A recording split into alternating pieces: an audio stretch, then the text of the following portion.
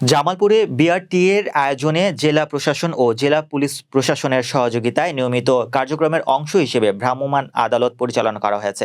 জামালপুর প্রতিনিধি জানান, আজ সকালে মুকুন্দবাড়ি রেল ক্রসিং মোড়ে ভ্রাম্যমাণ আদালত পরিচালনা করেন জেলা প্রশাসনের নির্বাহী ম্যাজিস্ট্রেট সাবিহা সুলতানা, বিআরটি এর মোটরযান পরিদর্শক মোহাম্মদ আফতাবুল ইসলাম, মেকানিক্যাল অ্যাসিস্ট্যান্ট সুজন চন্দ্র পাল সহ আরো অনেকে।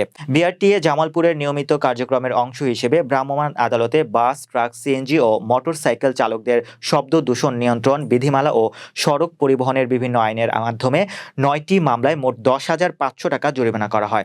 এ সময় 5টি হাইড্রোলিক হর্ন জব্দ করার পাশাপাশি জামালপুর বিআরটি এর ভ্রাম্যমাণ আদালতের কার্যক্রম নিয়মিত অব্যাহত থাকবে বলে জানিয়েছেন জামালপুর বিআরটি এর কর্তৃপক্ষ।